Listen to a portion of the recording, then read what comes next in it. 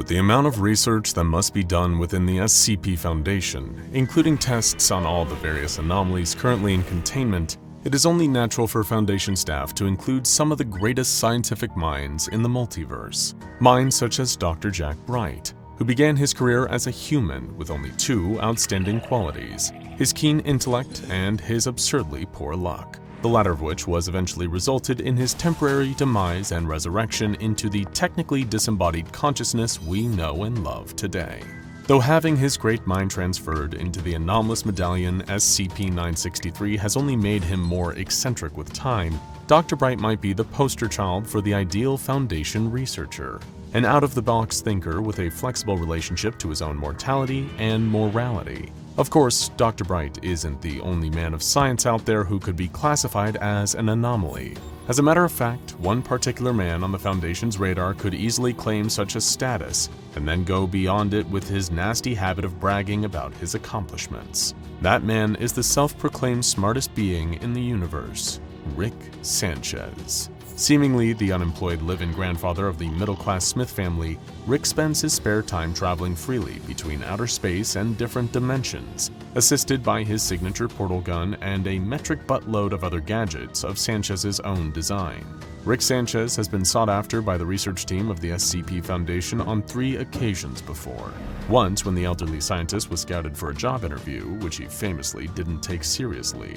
According to one of the researchers present, Sanchez would repeatedly belch in the middle of his sentences, and over the course of the interview made several references to a supposed cabin in the woods. When asked to elaborate what he meant by those remarks, Sanchez did not. This insubordination, combined with his gas and bad attitude, ultimately cost him the job. Several months later, the SCP Foundation would discover that during the time that Sanchez had been present for his interview, which had taken place within Biological Containment Site-103, the foul-tempered inventor had smuggled several instances of SCP-2941 out of the facility, in what Sanchez himself would later describe as, quote, "One of those bags of holding, from Dungeons & Dragons." As those familiar with the Foundation's records would know, instances of SCP-2941 can be extremely dangerous outside of containment due to the anomalous produce's potential for explosive growth in conditions of increased morale. It was a stroke of good fortune that when Mobile Task Force Theta-4, aka the Gardeners, finally caught up with Sanchez at his earthly home, that all instances of SCP-2941 were recorded as having lower morale levels than had ever been recorded. According to Sanchez, he had injected the instances with a specialized serum capable of inducing a state of permanent depression in anything with a conscious mind. To quote Sanchez, "I fixed your dumb fruit problem. You're welcome." While both of the previous occasions were mostly unpleasant for any SCP Foundation staff involved and better left forgotten, it was the third encounter with Rick Sanchez where the man went from being a minor annoyance to a being capable of threatening the Foundation's very existence. It all started, as is often enough the case when misfortune arises, when DrBright got one of his infamous out-of-the-box ideas. The immortal researcher was reviewing the data from the SCP-2941 case and realized that it might be possible for the Foundation to use Sanchez to neutralize other, more overtly hostile anomalies, specifically SCP-682, the hard-to-destroy reptile. While everything that the Foundation had previously thrown at SCP-682 had done little more than increase its aggression, DrBright imagined that a man as unpredictable as Rick Sanchez might have an invention that could at least weaken the reptile or otherwise reduce its capacity to do harm.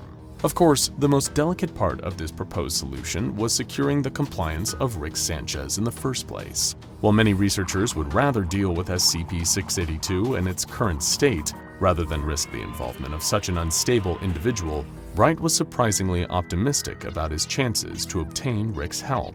Maybe it was the fact that DrBright had always thought of himself as something of a loose cannon by the Foundation's standards, but he wasn't intimidated by Sanchez's brand of chaotic shenanigans. Also, because SCP-682 was one of the anomalies that DrBright was not permitted to make contact with after the last incident, he felt a sense of duty to contribute to the effort of neutralizing it. If he could help solve one of the Foundation's biggest problems to date, even in an indirect way, Bright would be able to enjoy an immense sense of accomplishment and purpose in his eternal life. Inspired by his own questionable genius, DrBright set about preparing for his confrontation with Rick Sanchez. After all, Bright would be marching straight into the mad scientist's private fortress, the Smith household, and if possible, he would want to be at least twice as prepared as Sanchez was. DrBright's first priority was selecting an anomalous weapon that he could brandish in case the diplomatic approach was a failure.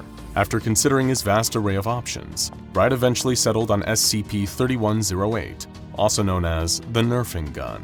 While Sanchez was known to surprise both his friends and foes by deploying never-before-seen gizmos in the heat of the moment, DrBright could rest assured that with the Nerfing Gun as his sidearm, any invention that Rick brought to the table would instantly become less effective after a few well-placed shots. Next was the matter of keeping up with Rick Sanchez in case the scientist decided to escape from the conversation by opening a portal to one of the other infinite realities he had access to. While anomalies that could cross dimensions were far from unheard of at the Foundation, Bright's options for consistent and reliable interdimensional transportation were severely limited. Jack was starting to realize that there was a reason why the formula for Rick's portal fluid was so highly in demand in the greater multiverse. Whether or not he really was the smartest being in the universe, it was clear that Rick Sanchez had one advantage over 90% of the anomalies on record. He had an unparalleled knack for running away. Initially, DrBright was planning to bluff the scientist by arriving at his doorstep with SCP-507, the reluctant dimension hopper. The hapless and otherwise ordinary young man did possess the potential to follow Rick into any dimension that the portal gun could reach, though because he had no control over when or where his body would be transported, the prospect of having him assist DrBright in chasing Rick was a massive gamble. SCP-507 also didn't knowingly have the ability to bring along other individuals in his unplanned leaps through reality, and with the fact that DrBright had notoriously bad luck, the chances of winding up in the blender dimension would be much higher than usual, even if a shared dimension hop were possible. DrBright thought to himself that maybe Sanchez would know how to stabilize SCP-507's relationship with space-time. Then he laughed to himself in quiet frustration. Was he already turning to Rick for the answers to other anomalous problems when he hadn't even met with him yet? His concern was still neutralizing SCP-682, but somehow even that felt dimensions away now. Feeling a bit depressed, DrBright was all but ready to throw in the towel when an unexpected volunteer expressed interest in DrBright's plan.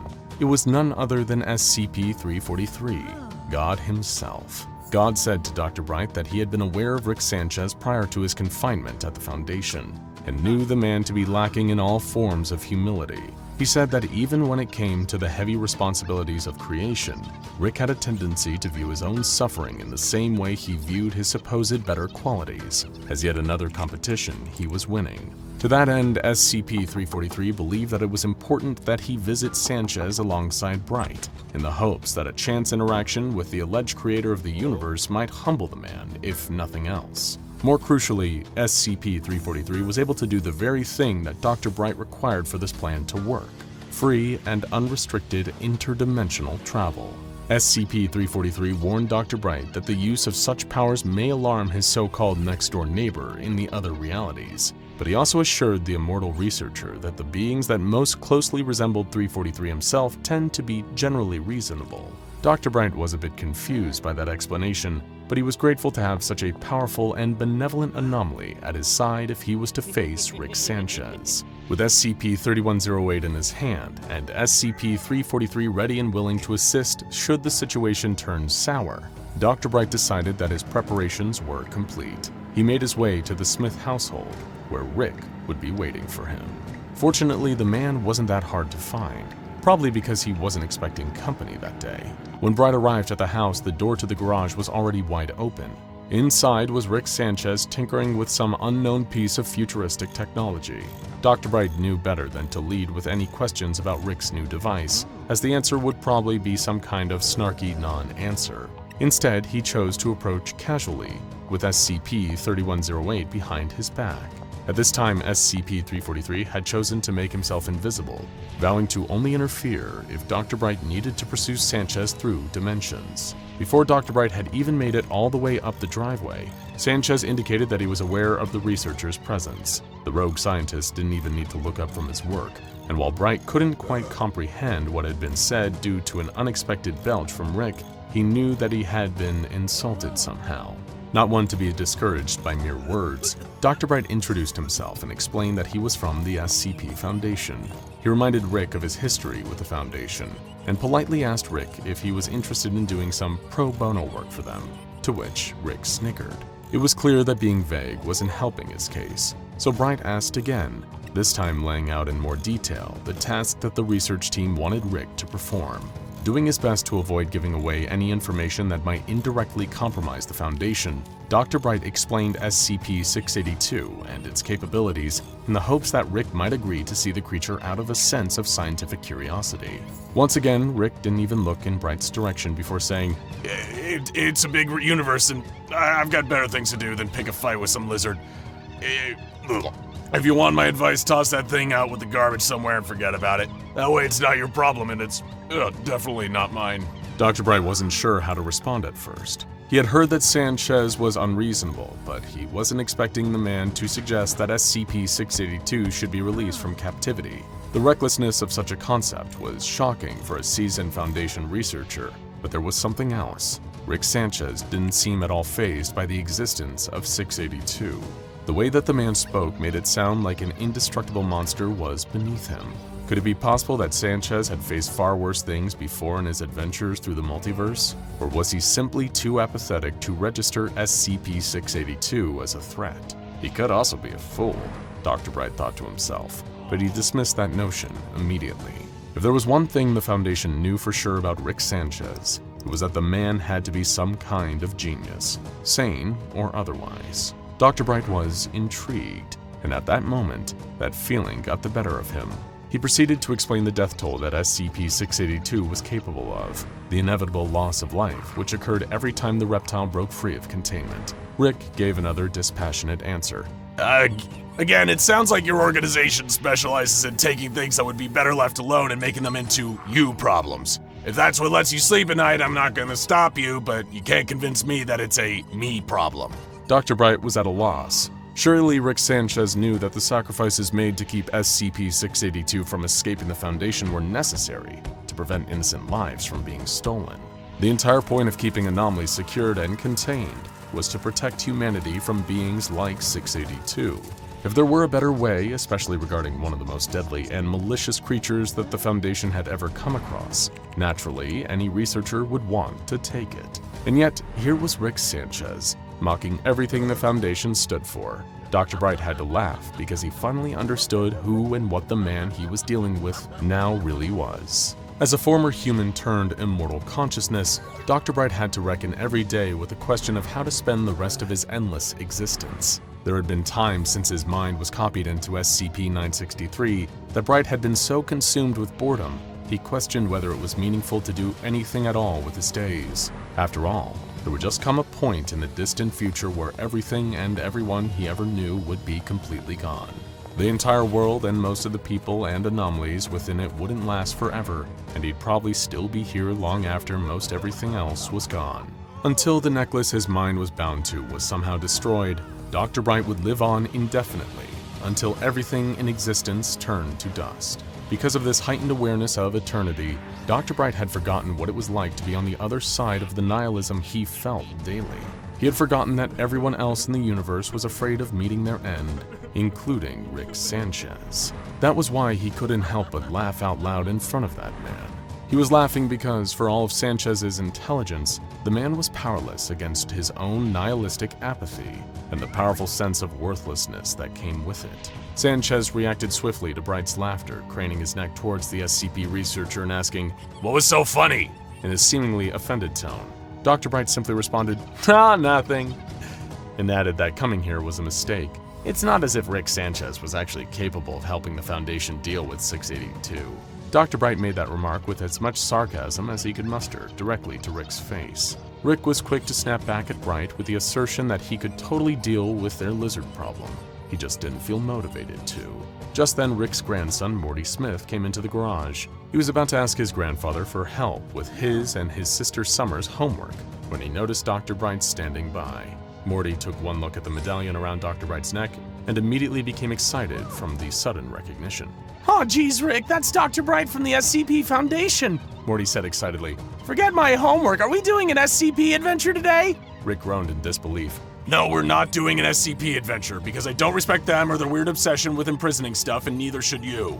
He belched loudly and turned back to his work desk, but Morty's expression turned angry, and it was clear that he wasn't about to leave. Typical Rick, there's finally an adventure I want to do, and you're acting like it's lame. You know, a lot of people really enjoy SCPs. There's even this YouTube channel called SCP Explained, and they make these really good videos that explain the lore and tell awesome stories. Morty said directly into the camera. Thank you, Morty. Whoa, are you doing an ad for them right now, Morty? That's pretty shameless. Rick replied. DrBright got the feeling that these two could go on for a while, and he also started to get the impression that he was being ignored. He waited patiently for a lull in the banter, but it didn't seem to be happening anytime soon. Perhaps DrBright could use this to his advantage. Rick Sanchez's portal gun was lying on the garage's workbench not too far away from where DrBright was standing. One well-placed shot from SCP-3108 could be sufficient to cut off Sanchez's means of escape. All DrBright had to do was line up the shot and fire while Sanchez was distracted. Seeing just an opportunity, DrBright moved the nerfing gun into position, but unfortunately for him, Morty, the resident SCP expert of the Smith family as he was an avid subscriber and watcher of SCP Explained, noticed what he was holding and identified it immediately. Careful, Rick! DrBright's brought SCP-3108 with him! Morty shouted. Rick responded, Well, which one is that again? Is that the bird that causes separation anxiety? No, that's 3103. 3108 is... DrBright fired SCP-3108 before Morty could finish his sentence, but the boy was more capable than Bright could have anticipated. Sanchez's grandson dove recklessly into the path of the projectile, shielding the portal gun with his body and immediately suffering the anomalous effects of the nerfing gun, devolving into a Neanderthal. Rick looked at Morty, who was now a caveman, and became immediately enraged, and it was easy to understand why. Nobody uses Rick Sanchez's grandson to test strange new inventions, except for Rick Sanchez himself. Rick grabbed his portal gun from his workbench and returned fire on DrBright, creating two portals on the fly, one behind DrBright and the other in the path of the researcher's second nerf round. The projectile zoomed through one portal and out the other to collide with the back of DrBright's head. Since his consciousness was contained inside the medallion, DrBright didn't suffer any mental changes as a result of being regressed to a Neanderthal, but the transformation did grant him a newfound muscle mass and strength only known to his primitive ancestors, and he was about to need it. Rick slammed a large cube on the counter that had a single large blue button on top, and as one must expect, pressed the button. DrBright had never seen this before, but this was one of Rick Sanchez's other most prized inventions, the Meeseeks box. The instant Sanchez pressed that button, an unusual blue humanoid materialized into reality from thin air. Hi, I'm Mr. Meeseeks, look at me, said the humanoid, apparently known as Mr. Meeseeks. Get rid of that guy, Rick ordered, and immediately Mr. Meeseeks began sprinting towards the researcher with single-minded determination. Can do! DrBright only had time to fire a single shot from SCP-3108 before Mr. Meeseeks grabbed him by the wrists and tried to wrestle the nerfing pistol away. It was a smart move on Bright's part, because the nerf round struck the Meeseeks box directly, rendering it near useless as the exterior turned red and the words Kirkland appeared on the box's side. Annoyed, Rick pushed the Meeseeks box into the trash. While he could rest assured that he wouldn't have to contend with another Mr. Meeseeks, it was taking all of DrBright's current caveman strength to prevent the blue humanoid from disarming him. Desperate to gain some advantage over Sanchez and his inventions, DrBright called for help from SCP-343, which Rick misinterpreted as the researcher praying to be spared from the mad genius's wrath. Sanchez was shocked when 343 became visible and immediately appeared before Mr. Meeseeks. "I release you from your quest for purpose," God said to Mr. Meeseeks, and a grin spread over the humanoid's face. In the next moment, Mr. Meeseeks was gone, returned to the void of non-existence. God then turned to Rick Sanchez with a stern but fatherly look. Rick was unamused. "Oh, would you look at that? DrBright has a literal god on his side," Rick quipped sarcastically. What's next? Are you gonna use the power of anime on me? God wriggled his fingers, and in a flash of light, both Morty and DrBright were restored to their original human selves, or in Bright's case, human in appearance. Morty sputtered, "Oh, Rick, I'm freaking out. I just went through thousands of years of human evolution. I need to lay down." While DrBright was grateful that his current body felt more like himself again, He had been counting on God to help him defeat Rick Sanchez if things had gone bad, and from the looks of it, the situation was still pretty untenable. That's when DrBright noticed that Rick was no longer trying to fight back. Instead, the rogue scientist was comforting his grandson after the painful process of two-way evolution. Perhaps there was more to this man than his devil-may-care antics and pessimistic outlook. After giving Morty's physical and mental state the bare minimum level of consideration, Rick turned to DrBright and said, Hey, so, SCP guys, we're gonna have to do a rain check on this whole shebang until Morty is feeling better. I guess he really wanted to do an SCP adventure, so I guess we'll pencil you into our busy Rick and Morty adventure schedule. Just don't bug us about it or make a big deal, and we won't either. DrBright couldn't help but smile. He may have not have gotten Rick to neutralize SCP-682, but he just might have secured a valuable asset for the Foundation to call upon in the future. And at least that's like half a win, right? Now go check out hilarious list of things DrBright is not allowed to do, and SCP Edition Weirdest Things on Amazon, DrBright's Great Idea, for more DrBright adventures. Wubba lubba dub dub!